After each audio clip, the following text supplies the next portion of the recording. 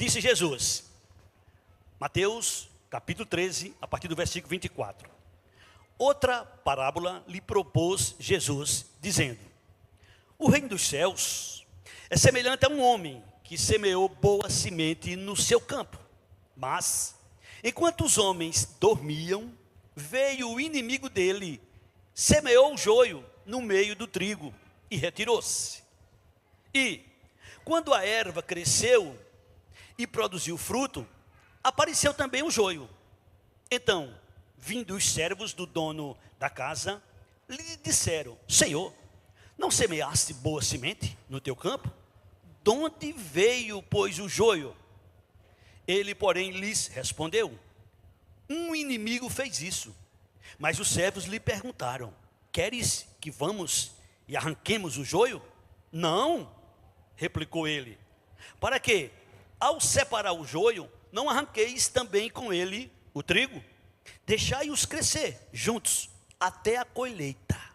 E, no tempo da colheita, direi aos ceifeiros: ajuntai primeiro o joio, atai-o em feixes para ser queimado, mas o trigo recolhei-o no meu celeiro. Amém? Não feche a Bíblia, sente, permaneça com ela aberta. De antemão, louvamos ao Senhor por essa oportunidade que Ele nos concede. Que responsabilidade. Eu quero abrir um parêntese bem rápido e dizer para pastores, presbíteros, diáconos, obreiros e todos, homens e mulheres, jovens, que têm a oportunidade de pregar a palavra do Senhor, que não existe momento mais importante na vida de um homem do que este, dele ter a missão de pregar a palavra do Senhor. Mas também não existe momento maior de responsabilidade do que este, de ministrar a palavra do Senhor. Com isso eu transfiro para vocês essa responsabilidade de ouvir, de acompanhar o que será dito. Porque afinal de contas, quem está em jogo é sua vida. Sua vida está em jogo. Por isso você precisa estar atento. Se possível, desligue seu telefone. Se possível, não converse com ninguém durante a mensagem. Porque é um momento especial. É um momento ímpar. Louvado e exaltado seja o nome do Senhor Jesus. Esta parábola do joio, por incrível que pareça, nós temos 4 evangelhos, mas ela só está nesse evangelho de Mateus. Só está aqui. E quando a gente lê esse texto, a gente vê, a gente olha, a gente contempla Jesus falando do campo, Jesus falando do joio, Jesus falando do trigo, Jesus falando da boa semente, mas por incrível que pareça, só colocaram o título de parábola do joio. Mas caberia muito bem a parábola do joio e do trigo, caberia muito bem qualquer outro título. Afinal de contas, esses títulos são colocados. Mas eu quero nessa noite extrair daqui o máximo que eu puder, para que nós possamos sair daqui edificados na palavra do Senhor. Amém? Lição desta parábola: 2 tipos de cristãos. Lição desta parábola: 2 tipos de cristão. Por falar em cristão, é notório, quem pesquisa sabe, que existe hoje cerca de 2,4 bilhões de pessoas no mundo que se declaram cristão. 2,4 bilhões de pessoas no mundo que se declaram cristão. Segundo pesquisa, o Brasil tem cerca de 211 milhões de habitantes.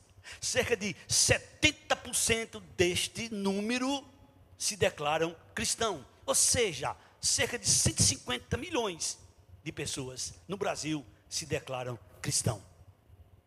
Mas pergunto, que tipo de cristianismo é esse? Se o mundo de fato tivesse 2,4 bilhões de cristãos no mundo autêntico, claro e evidente que o mundo seria bem diferente. Claro e evidente que se o Brasil tivesse 150 milhões de cristãos autênticos, claro e evidente que o nosso país seria completamente diferente. 2 tipos de cristão. Está revelado na primeira carta aos Coríntios, capítulo 1, versículo 2. E vai ser colocado na tela, e você não sai daí desse texto que eu vou botar para aí. Eu só quero que você veja, escute o que Jesus falou através de Paulo acerca da sua igreja. Disse Jesus: 1 Coríntios capítulo 1, versículo 2. Escuta com carinho. A igreja de Deus que está em Corinto, aos santificados em Cristo Jesus, chamados para ser santos, com todos os que em todo lugar invocam o nome de nosso Senhor Jesus Cristo, Senhor deles e nosso. A igreja do Senhor Jesus, ela é universal. Ela está em todo lugar no mundo. Agora, quem são? Só Jesus sabe. Só Jesus sabe. Nesse texto, nós temos aqui, segundo Jesus, o joio e o trigo. Faço uma pergunta, e eu gostaria que você também fizesse a mesma pergunta. Eu vou fazer aqui no microfone e você vai fazer para você mesmo em silêncio. O que eu sou? Sou cristão autêntico? Eu sou o joio ou sou o trigo? Segundo Jesus, nessa parábola, existem dois tipos: o joio e o trigo. Se você der uma olhada aqui, como eu estou vendo aqui todos, eu estou vendo todos aqui. Tomara, ó Jesus, que todos aqui fossem trigo. Mas eu não sei quem é trigo, eu não sei quem é joio. Se você olhar para todos, você também não tem como saber quem é joio, quem é trigo. Se você assinar e disser fulano, fulano, fulano é trigo, fulano, fulano, fulano é joio, quem somos nós? Com esta capacidade? Não temos, só Ele. Amém? Só Ele é quem sabe quem é joio, só Ele é quem sabe quem é trigo. Disse alguém com muita propriedade: nós somos pelo menos 3 tipos de pessoas. Aquela que eu mostro ser, aquela que você mostra ser, aquela que os outros acham que eu sou, aquelas que os outros acham que você é, e terceiro, aquela que Deus sabe que eu sou, que você é. E na igreja, onde se está reunido o trigo, felizmente, não era para existir, mas existe o joio. Agora, quem é, não sabemos. Porque na igreja física, nós temos a capacidade, nós, que eu me refiro, o ser humano, de ser, de mostrar o que não é. Essa semana eu ouvi uma mensagem e achei ela interessante, pelo menos parte dela, onde o pastor dizia as seguintes palavras, vou dizer do meu jeito. Chegamos na igreja, ele falando, nós usamos um protocolo. Ele usou essa palavra. E a gente usa um protocolo e aí na igreja nós somos. Mas o que é que nós somos fora da igreja? O que é que nós somos fora da igreja? Eu tenho dito muitas vezes, e mais uma vez eu vou repetir nesta noite. Se fizéssemos aqui um concurso de santidade, empate técnico.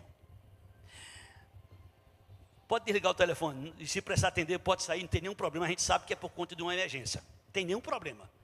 Pode acontecer com qualquer um. Isso é natural. Se fizéssemos um concurso de santidade, nós iríamos ter um empate técnico. Porque dentro da igreja, o pastor, o presbítero, o diácono, o obreiro, os irmãos, todos são santos. Até as vestimentas que a gente usa na igreja são diferentes, na maioria. Nós temos até um protocolo, como disse o pastor, para usar vestimentas na igreja, nossa palavra, nossa conduta, nossa maneira de falar, de ser na igreja. Mas não é apenas na igreja física que funciona. E só Deus, só Ele é quem tem a capacidade de saber quem é, quem não é. Quando a gente lê esse texto sagrado e a gente começa a meditar, Jesus aqui fala de uma boa semente que um certo homem plantou no seu campo. E nós sabemos pelas parábolas anteriores que o campo representa o mundo, a semente é a palavra de Deus. E Jesus diz aqui nesse texto que enquanto os homens dormiam, veio o inimigo e semeou o joio. Cuidado. Cuidado com os cochilos. Cuidado com o sono. Cuidado. Estou falando de uma maneira simbólica, figurada. O apóstolo São Paulo chega a dizer em determinada ocasião: desperta tu que dormes, levanta dentre os mortos. Vigia, vigia, vigia teus pensamentos, vigia teus olhos, vigia tua vida, vigia teu coração. Porque no momento que o homem relata aqui, que Jesus relata que os homens dormiram, o inimigo chegou e semeou. Cuidado com aquilo que você está escutando. Cuidado com aquilo que você vê. Cuidado com aquilo que você fala. Cuidado, tenha muito e muito cuidado, porque o inimigo não brinca. Jesus fala também que o joio e o trigo cresceram juntos. E segundo especialistas, eles são idênticos, não tem diferença de um para com o outro. Não tem diferença. A diferença é na hora de colher, é na hora de separar, tirar o fruto. O joio não tem fruto. O trigo tem fruto. Segundo especialista, o joio com o vento, ele permanece firme. Ele não é flexível, mas o trigo, ele é flexível. Com isso, a gente vai aprendendo algumas atitudes do joio e do trigo, e a gente vai se identificando, ou com o joio, ou com o trigo. Foi Jesus que colocou esta parábola. E ele diz no versículo 28 a 30, e eu quero que você escute com carinho: o dono do campo disse: mas os servos lhe perguntaram: queres que vamos e arranquemos o joio? Não, não faça isso. Se vocês fizerem isso, vocês correm o risco de arrancar o trigo, pensando que é o joio. E vocês podem correr o risco de deixar o joio, pensando que é trigo. Deixem crescer juntos. Na igreja, deixem juntos.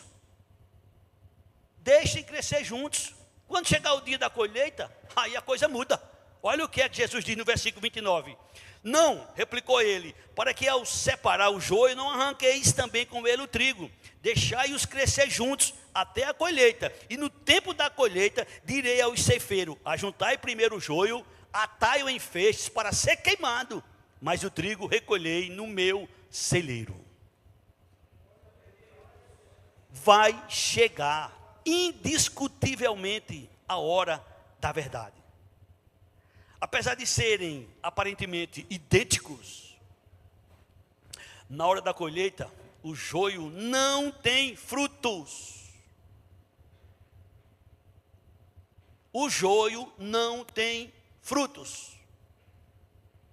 E segundo Jesus, ele foi muito claro, e a gente conhece, eu vou citar a passagem, João 15:5, sem mim nada podeis fazer. E nesse mesmo versículo, Jesus diz que aquele que está em mim, esse dá muito fruto. Segundo Jesus, aquele que está nele dá muito fruto. Com isso a gente para, pensa e reflete: eu tenho produzido frutos para a glória de Deus? Porque frutos todos produzem, frutos bons ou frutos maus. O que Jesus está se referindo aqui é acerca dos frutos bons. O trigo é um fruto que alimenta. O mundo inteiro se alimenta do trigo. Por isso que Jesus disse: sem mim nada podeis fazer. Só Ele é quem tem a capacidade de olhar para mim, de olhar para você, de olhar para o mundo todo e saber tudo de nossa vida. Só Ele nos sonda. Ele revela que as palavras ainda nem chegaram em nossa boca e Ele já sabe, já conhece tudo. Por isso, não adianta eu e você estar numa igreja, seja ela qual for, brincando como se fosse crente, brincando como se estivesse servindo a Deus, com aquela missão de todo domingo estar na igreja, seja para fazer qualquer coisa.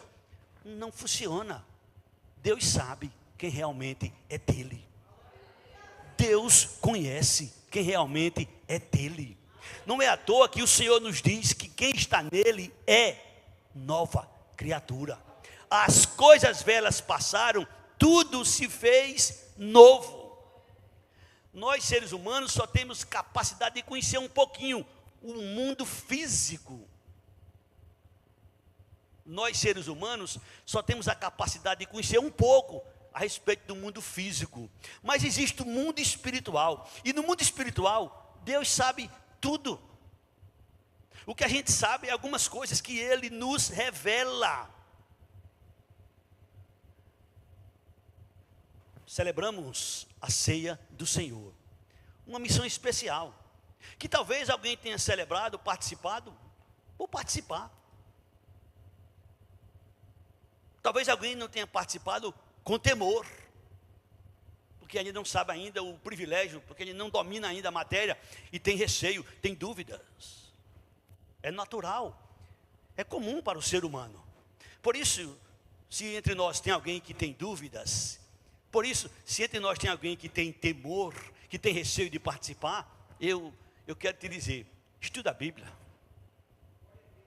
Estude a Bíblia, que você vai ver que o Senhor não nos deu um espírito de temor, de medo.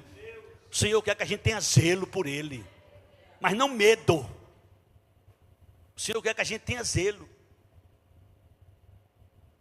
Agora, às vezes estamos pé na igreja, pé no mundo. E existe uma força muito grande em nosso ser, e esta força chama-se nossa consciência. E ela pode nos acusar. Ela pode fazer por onde a pessoa tenha receio. E ela às vezes se esquiva de determinadas situações. Mas como eu disse e vou repetir, no mundo espiritual, Deus revela quem é o trigo. Não para os outros, mas para cada um. O Espírito testifica com o nosso espírito que somos filhos de Deus. E esse testemunho, essa testificação é uma coisa pessoal. Você sabe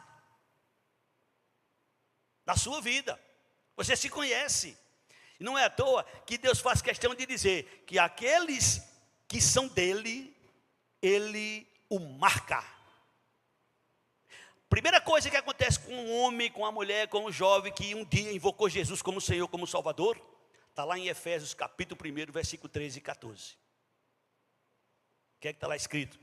Em quem também vós estáis, depois que ouviste a palavra da verdade, o evangelho da vossa salvação, tendo nele também crido, foste selados com o Espírito Santo da promessa.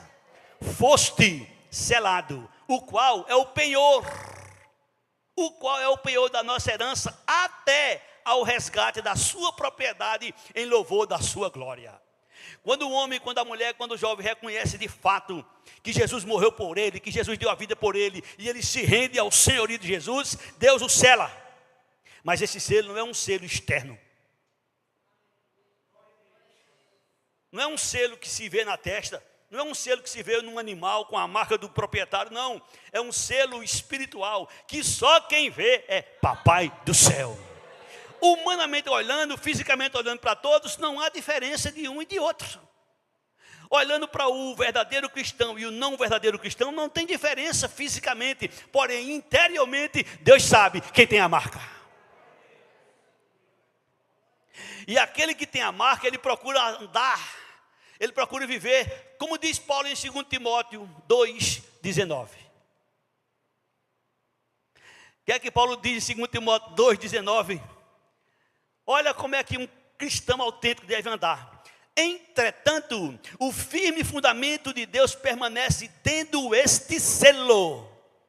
O Senhor conhece os que lhe pertencem mas aparte-se da iniquidade e da injustiça todo aquele que professa o nome do Senhor Jesus. É por isso que quando alguém se rende a Jesus, ele diz que se converteu.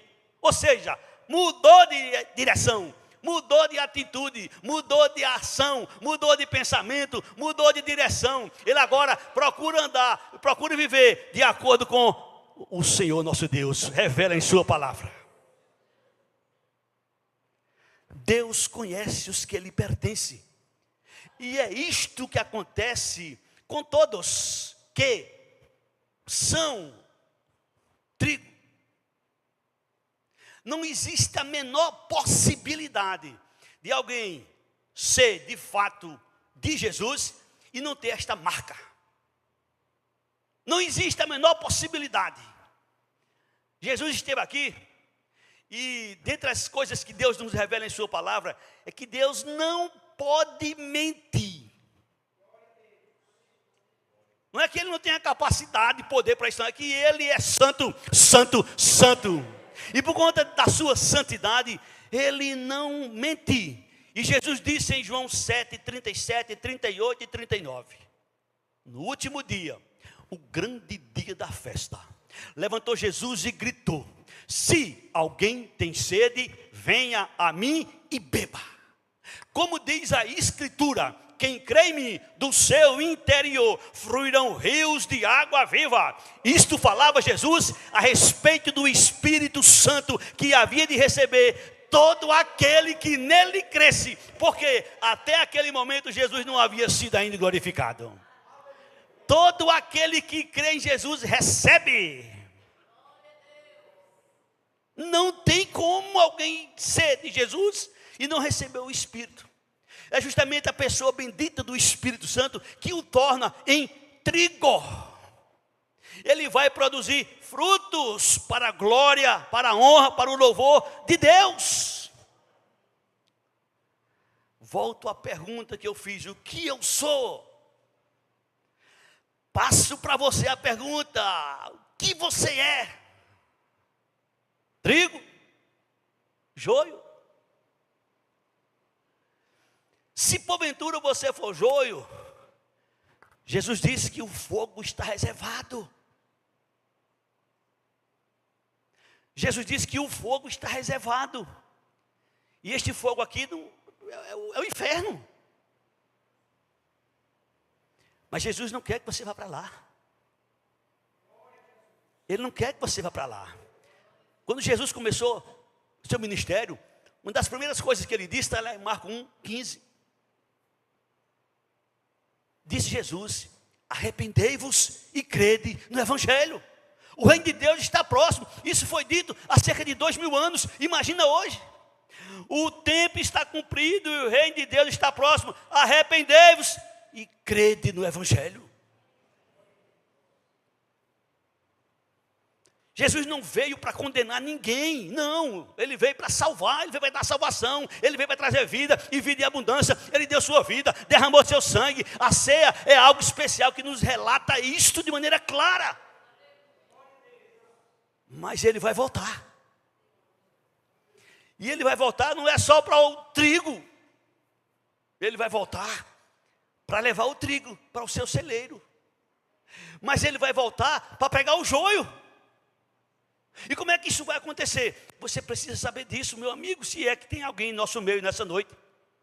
Como é que isso vai funcionar? Olha, Evangelho de João capítulo 5, versículo 28 e 29. Isto vai acontecer.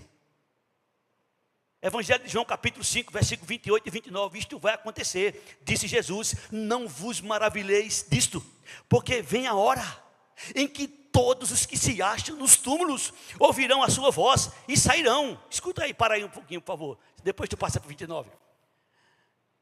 Jesus disse que vai chegar a hora. Adão, o primeiro homem criado, até o último, não importa. Estão lá há 1000 anos, há 2000 anos, há 3000 anos, há 4000 anos, há 5000 anos, há 6000 anos. Não importa o tempo que estão lá. Um dia, Jesus disse: não vos maravilheis disto, porque vem a hora em que todos os que se acham nos túmulos ouvirão a sua voz e sairão para o dia da colheita. Sairão para o dia da prestação de contas. Sairão para o dia de ser revelado quem é joio, quem é trigo. E ele diz no versículo 29: os que tiveram feito bem, ou seja, o trigo que dá vida, que dá alimento, que dá sustento, que tem fruto para a ressurreição da vida. E o joio, os que tiverem praticado mal, para a ressurreição do juízo. Mas louvado seja Deus, que nessa noite Ele nos dá a oportunidade da gente ouvir. Da gente ouvir essa palavra, da gente ouvir essa mensagem, e a gente se arrepender enquanto é tempo. Não procure ler a Bíblia a seu favor. Como diz o pastor Lucinho, não procure ler a Bíblia a seu favor. Procure ler a Bíblia contra você. Porque as pessoas querem bênçãos, bênçãos e bênçãos e bênçãos e bênçãos, e estão esquecendo do principal. Jesus disse em certa ocasião: louco, louco, esta noite pedirão tua vida, pedirão tua alma. E o que tu tens feito? Para quem será? Haverá o dia da colheita, sim, vai chegar o dia da colheita. Mas esse dia já chegou para muita gente. Depois que morre, já chegou o dia. Ele está só esperando a hora de ser chamado. Não se muda mais nada. Seu destino já foi traçado. Louvado e exaltado seja Deus pela vida do nosso irmão Evandro. Deixou a história. Já dormiu com o Senhor. Glória a Deus. Vai chegar o dia dele ressuscitar. Mas quantos estão dormindo neste momento? Quantos morreram? Quantos vão ouvir a voz do Senhor e vão dizer: Senhor, não tem mais jeito. Não tem mais jeito. Nós somos privilegiados. Estamos vivos. Estamos ouvindo. E a nossa vida pode mudar. Nossa vida pode mudar. Vai chegar um momento, vai chegar a hora onde haverá uma prestação de conta para todos os seres humanos. Olha, irmãos, você nunca vai ver. Escuta o que eu vou dizer agora. Eu já disse algumas vezes, mas eu vou repetir. Você nunca vai ver um bocado de boi reunido para louvar a Deus. Ele não tem consciência. Você nunca vai ver um bocado de cachorro reunido para louvar a Deus. Você nunca vai ver um bocado de macaco reunido para louvar a Deus. Agora, se você sair um domingo à noite, pegar um carro e andar pela rua das cidades, você vai ver igrejas e mais igrejas, com povo, com homem, com mulheres, com jovens, reunidos para louvar a Deus. Sabe por quê? Consciência.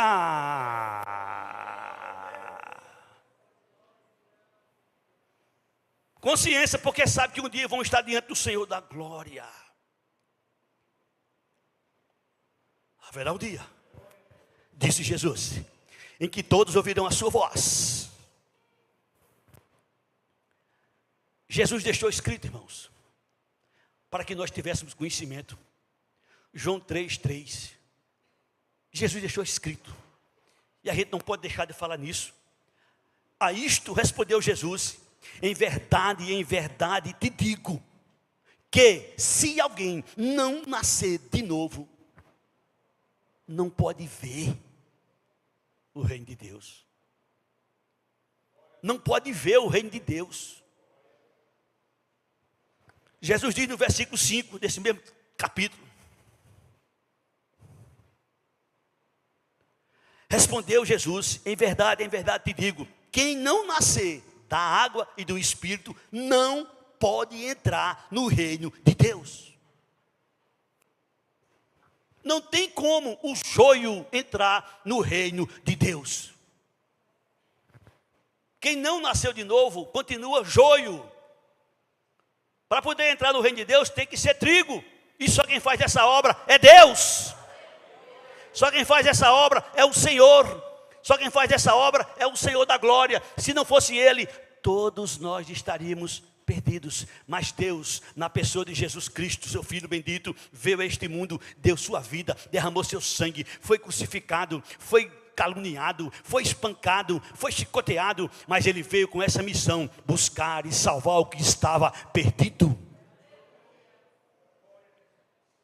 Meu amigo, suponhamos que o que a gente prega, que o que está na Bíblia não seja verdade. Eu tenho mais de 40 anos de crente. Eu digo para você, que eu me arrependo de não ter me convertido bem antes.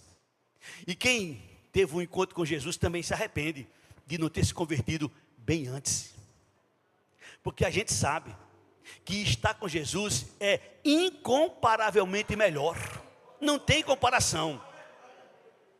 A vida que nós levamos é uma vida onde nós estamos seguros, onde nós temos uma diferença muito grande de segurança, de alegria, de prazer, de satisfação, de esperança e tudo mais. Aqui já.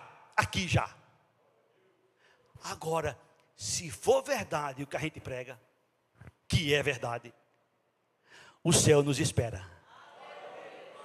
Para quem está com Jesus. Infelizmente, o inferno também espera para aqueles que não quiseram Jesus.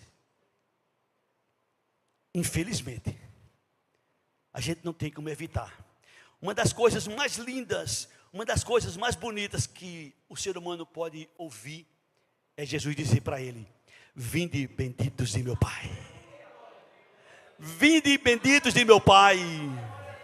Palavra de Jesus. Você tem ideia do que é você estar olhando para Jesus e ele separando uns para a direita, separando uns para a esquerda? E quem já tem o conhecimento da Bíblia sabe que os que estão à direita, porque são trigo, os que estão à esquerda já sabe que é o joio. Jesus nessa ocasião chama de ovelhas e bodes. E quem está à direita já está sabendo que Jesus vai dizer para eles: vinde benditos de meu Pai.